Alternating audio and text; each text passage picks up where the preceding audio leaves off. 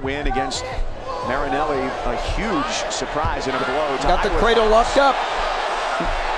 Mekhi Lewis has the cradle locked up. Got him on his back. Can he finish? He's got the points.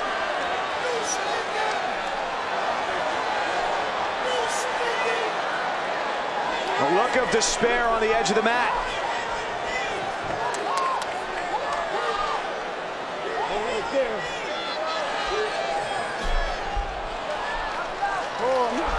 Joseph rolls out.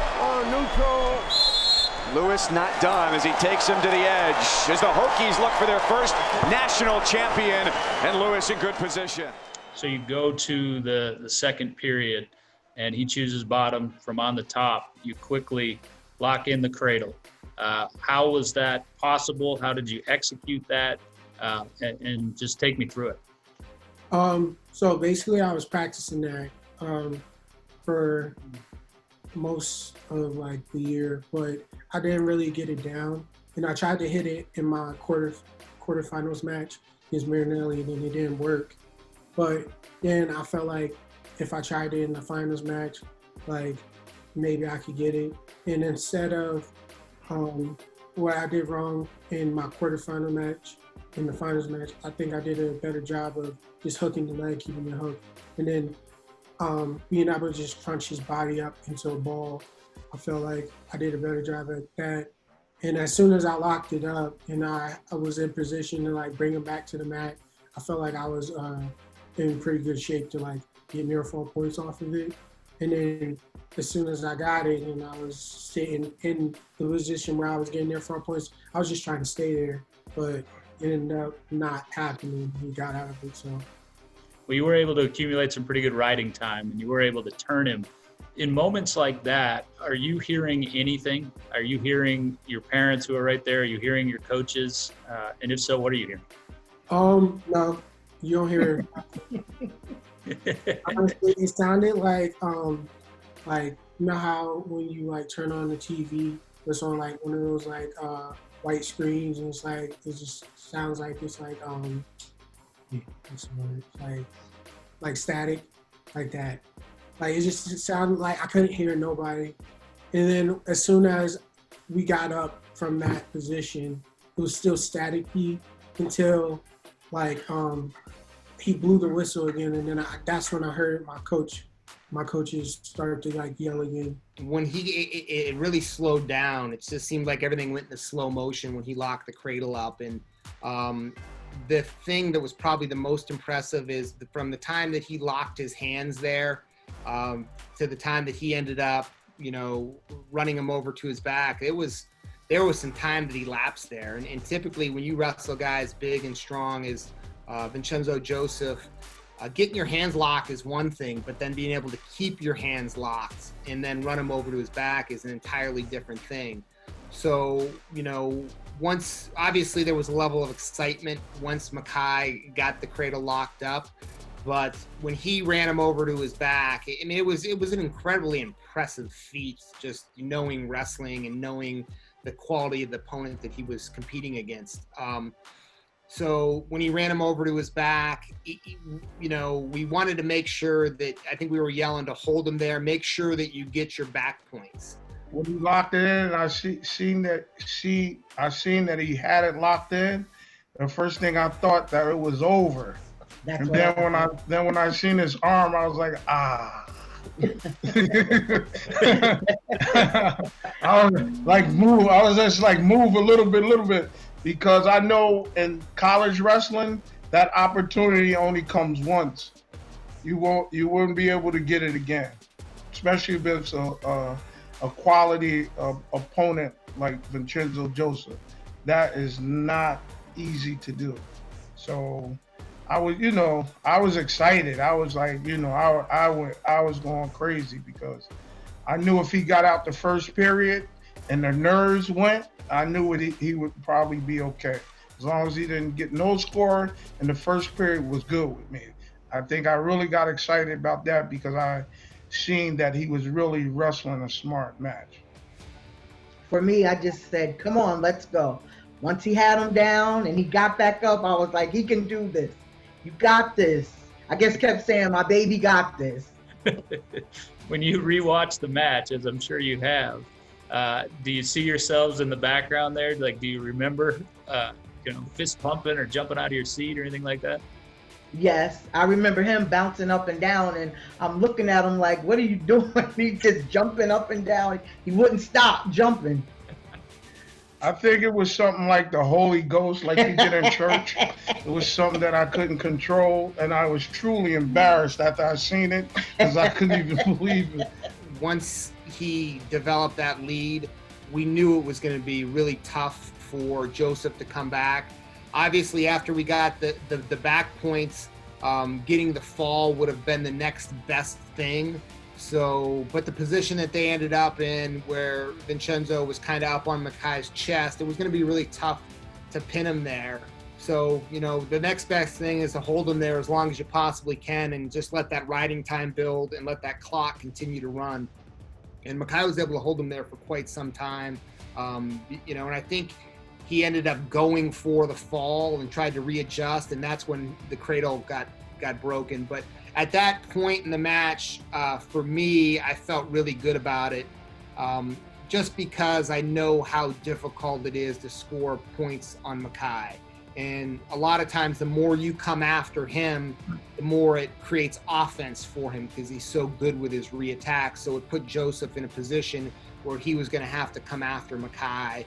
And at that point, he was going to have to score multiple takedowns or takedown to his back, and that I knew would be tough for him to do. Tremendous dive there by Lewis, just wrestling with confidence, going on the attack on Joseph. This freshman coming in, he's not afraid to go out there and scrap. If there's anybody that can come back with the big moves, it's Chenzo Joseph. It's how he's won his 2 big NCAA titles. Now it's how he has to win his 3rd. Tries to go low, and Lewis sprawls away. One thing this does, this forces Chenzo Joseph to wrestle. And I'll tell you what, anytime Joseph wrestles and opens up, it's a fun thing to watch, but so was Mekhi Lewis with that cradle locked up. 6-point move. Wow. The ACC champion, a winner of 20 straight. Lewis with his streak of success dating back to November. We're talking about Joseph's inside trips, and that's one of the ways he sets it up. Joseph on the single leg here. He has to finish it clean and quick. His time is short here in the second.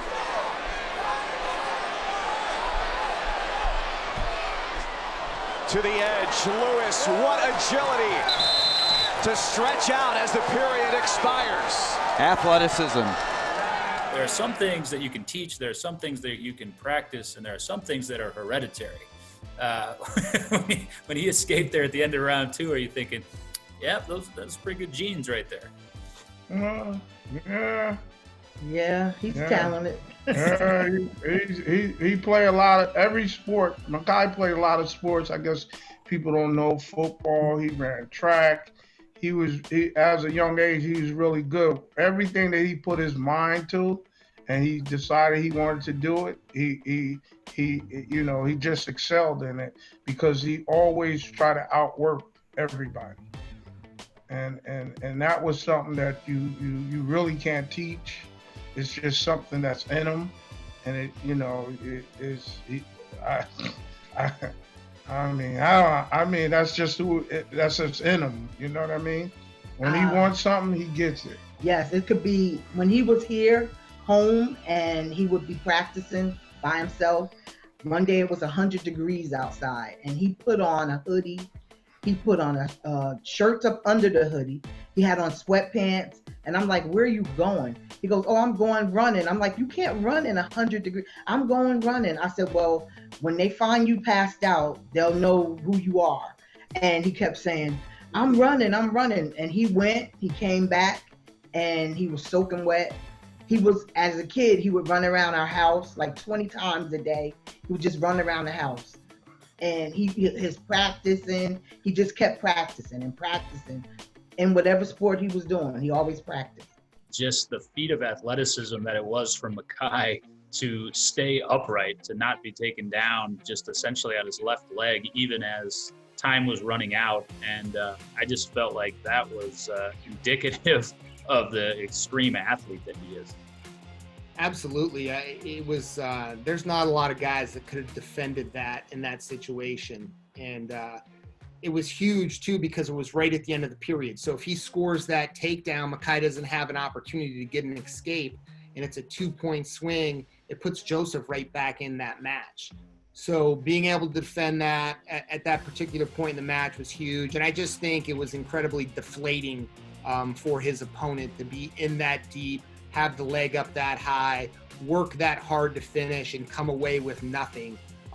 You know, as a competitor, we've been on the other side of that, and you know how demoralizing that can be when you're that close to scoring and you know your opponent is able to get out of it. But yeah, you know, Mekhi, he didn't give up a takedown the entire tournament. He only gave up, you know, less than, you can count on one hand how many takedowns he gave the entire year. And it might have been 2 or 3, I'm not even sure, but he's a tough guy it's one thing getting his leg, that's a whole nother thing being able to score the 2 points. My whole mindset throughout the whole match to stay in a good position, no matter if he had my leg or not, and just reminding myself that like I practice certain stuff like this all the time in practice. And in practice, if a person can't take me down, then in a match, then it should probably be the same way. And going over and practice a bunch of times and just being able to know what to do when I'm in that position, I felt like helped out a lot. And it was just like, I just felt like when he got in on my leg, it was just like another day of practice where I just had to defend it off. And also I could feel like he was like getting tired. And at that point, like I wasn't even tired. I was just at that point excited to like be wrestling in the finals and finally like having the opportunity and chance to win. So when that happened, when I defended it off, I was just, at that point, I knew I won. End of round 2, you feel like you've got it locked up at that point? Well, I knew that I have to keep on wrestling. So, but basically when he got in on my leg, and I felt like I was like getting pretty closer to being able to like know that it was like I won. But when I was in a situation where in the third period he got it on my leg, then that's when I knew it was all over.